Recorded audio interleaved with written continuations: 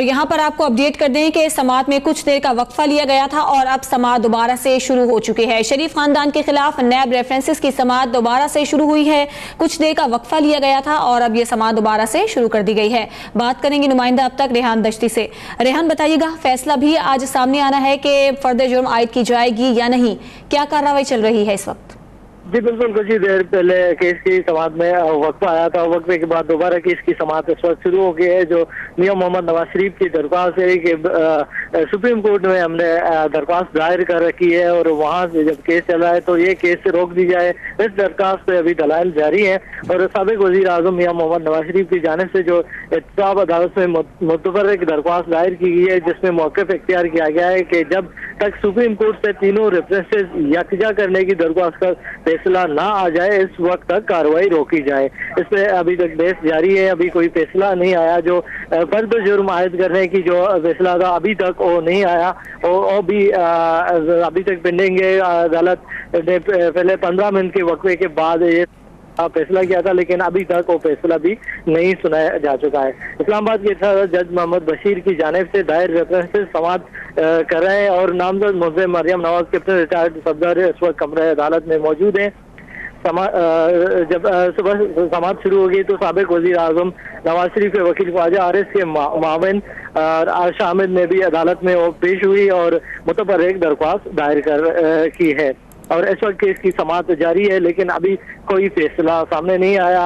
अभी कुछ देर बाद ये फैसला सामने आएगा कि क्या आज फर्द जुर्म आयद करेंगे या फर्द जुर्म आयद ना की जाए, क्योंकि जो मियां मोहम्मद नवाज शरीफ के जो वकील हैं ख्वाजा आरिस मौजूद नहीं थे, उनके जूनियर अदालत में पेश हुए। उन लोगों ने जूनियर ने यह दरख्वास्त दायर कर दी कि आज फर्द जुर्म आयद ना की जाए। और कैप्टन रिटायर्ड सफदर और मरियम नवाज के वकील अमजद परवेज ने भी अदालत में यही दलाल दिए कि जब तक रेफरेंसेस की सारी कॉपियां हमें फराहम ना की जाती, अभी तक मुकम्मल जो रेफरेंसेस की कापियां हमें फराहम ना की गई हैं, तो इस जब तक मुकम्मल रेफरेंसेस की कापियां फराहम ना की जाती तो उस वक्त तक फर्द जुर्म आयद ना की जाए। लेकिन दूसरी जानिब नेब की जो प्रोसिक्यूटर टीम थी, नेब की जानिब से ये इनकी मुखालफत कर दी गई थी। नेब की प्रोसिक्यूटर टीम की जानिब से ये कहा गया कि आज फर्द जुर्म आयद की जाए। जी ठीक है, नैब की जानिब से कहा गया है कि आज ही फर्द जुर्म आयद की जाए, जबकि दरख्वास्त दायर की गई है नवाज शरीफ की जानिब से वो ये है कि समाअत रोकी जाए।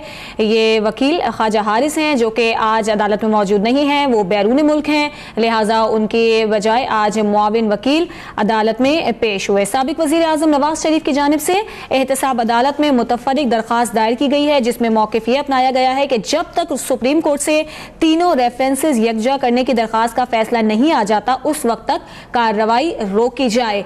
अभी जो वक्फा लिया गया था उसके बाद अब समाअत का दोबारा से आगाज हो चुका है और एक फैसला महफूज किया गया था कि आज इन मुल्जिमान पर फर्द जुर्म आयद की जाएगी या नहीं की जाएगी। इस हवाले से फैसला महफूज हो चुका है जो कि अब से कुछ देर बाद सामने आ जाएगा। ज्वाइन किया है नुमाइंदा अब तक आफ्ताब चौधरी ने। आफ्ताब, बताइएगा क्या इम्कानात हैं, कब तक फैसला सामने आ सकता है? जी, अदालती कार्रवाई वक्फे के बाद दोबारा शुरू हो चुकी है और जो फैसला महफूज किया गया था वो अभी तक नहीं सुनाया गया। ताहम जो वकला के दलाइल हैं वो जारी हैं। इस्तगासा के वकील जो नैब की प्रोसिक्यूशन टीम है वो भी दलाइल दे रही है, जबकि मुल्ज़मान के तरफ से जो वकील पेश हुए हैं वो भी बयानात दे रहे हैं और दलाइल दे रहे हैं कि चूँकि साबिक वज़ीर आज़म नवाज शरीफ और उनके बच्चों के वकील मुखालफत कर रहे हैं फर्द जुर्म आयद करने की, जबकि नैब की प्रोसिक्यूशन टीम कह रही है कि फर्द जुर्म आयद की जाए, अदालत का वक्त ज़ाया न किया जाए, केस का ट्रायल जो है वो दी गई मुद्दत के अंदर मुकम्मल किया जाए। तो इस हवाले से दलाइल जारी हैं। अब तफसीली दलाइल होंगे जिसके बाद अदालत फिर अब जो महफूज किया गया फैसला है वो सुनाएगी और ये फैसला कुछ ही देर में आ जाएगा। कमरा अदालत में मरियम नवाज, कैप्टन रिटायर्ड सफदर और कुछ वज़राए मुमलकत उनके साथ मौजूद हैं, जबकि अमजद परवेज एडवोकेट जो हैं वो साबिक वज़ीर आज़म नवाज शरीफ और उनके बच्चों की तरफ से केस की पैरवी कर रहे हैं और नैब की जो प्रोसिक्यूशन टीम है उसके अरकान भी मौजूद हैं और कुछ ही देर में अदालती कार्रवाई जो है ये मुलतवी हो जाएगी और जो फर्द जुर्म आयद किए जाने से मुतल्लिक जो फैसला है वो भी सामने आ जाएगा। जी आफ्ताब, ये बताइएगा कि नून लीग के वकला की जानिब से समाअत रोकने की जो दरख्वास्त की गई है, कितना मजबूत मौक़िफ़ है इनका?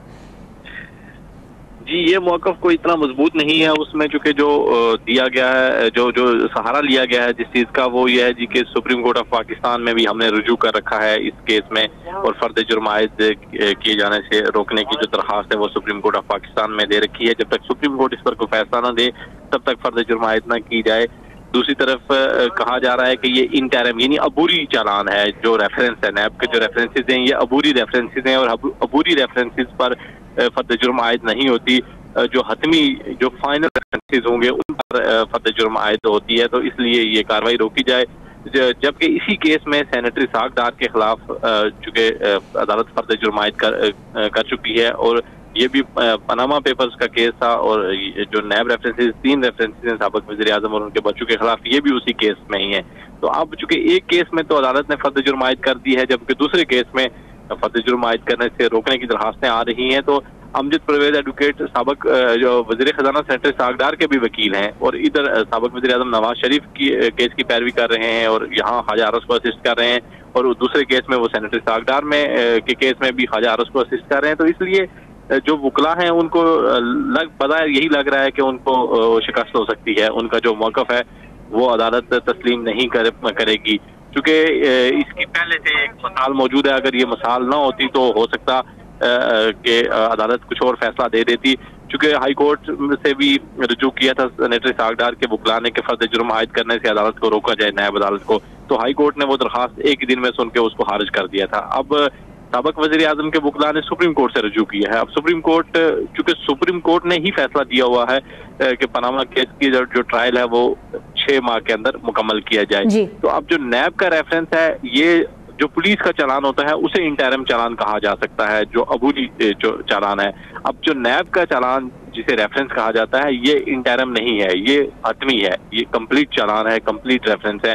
तो इसलिए जो सहारा लिया जा रहा है साबिक वज़ीर आज़म के वकला की तरफ से कि ये इंटरम चालान है, तो मेरे यकीनन इसमें जो कानूनी माहिरीन हैं उनके मुताबिक जो वकला हैं उनको शिकस्त हो सकती है साबिक वज़ीर आज़म नवाज शरीफ के वकला को। जी अच्छा आफ्ताब, आपने अभी जिक्र किया कि 6 माह का वक्त दिया गया है सुप्रीम कोर्ट की जानिब से, तो अगर हम उस तनाजुर में देखते हैं तो कितने फीसद लगता है कि ये केस आगे बढ़ सका है? इस केस की जो जब 6 माह का वक्त था तो सेनेटरी सागदार पर जब फर्द जुर्म आयद हुई तो उसके बाद केस का ट्रायल शुरू हो गया। अभी तक इस केस का ट्रायल नहीं शुरू हो सका। ये 3 रेफरेंसेज हैं और तीनों रेफरेंसेज यकजा हैं, यानी अगट्ठे 3 रेफरेंसेज हैं और उनका ट्रायल हो रहा है। और अभी तक चूंकि जब फर्द जुर्म आयद होगी तो फिर ट्रायल शुरू होगा। अभी तो सिर्फ समातें जारी हैं। अभी फर्द जुर्म आयद होनी है नहीं होनी है, मुखालिफ वकील और दलाइल देता है, नैब का प्रोसिक्यूटर कुछ और दलाइल देता है, और अदालत अभी तक फैसला नहीं कर पा रही। एक पेशी पर एक मुल्ज़म आता है, दूसरी पर 2 गैर हाज़िर होते हैं, और कभी वकील नहीं आ रहा। तो ये अभी तक ये कहा जा सकता है कि केस का ट्रायल जो है वो नहीं शुरू हो सका, बाज़ाब्ता ट्रायल नहीं शुरू हुआ। ट्रायल उस वक्त शुरू होता है जब फर्द जुर्म आयद हो जाती है, जब जो फाजिल जज हैं वो चार्जशीट पढ़ के सुनाएंगे, और उसके बाद फिर गवाहों के बयानात रिकॉर्ड होंगे, फिर दस्तावेजात पेश की जाएंगी। जो नैब ने रेफरेंसेस के साथ मवाद जमा कराया है, जो दस्तावेजात जमा कराई हैं, फिर उनकी छानबीन होगी कि आया ये दस्तावेजात सही हैं, ये जाली हैं, ये दस्तावेजात मुसद्दका हैं या नहीं हैं। फिर गवाह आएंगे, गवाहों पर जरा होगी, जरा के बाद गवाहों से तफसीली बयानात। बाज़ औक़ात एक गवाह का बयान रिकॉर्ड करने में 4-4 दिन लग जाते हैं, क्योंकि उसके पास इस तरह के मवाद होता है, उसकी जो दस्तावेजात हैं उसके बारे में सवालात होते हैं।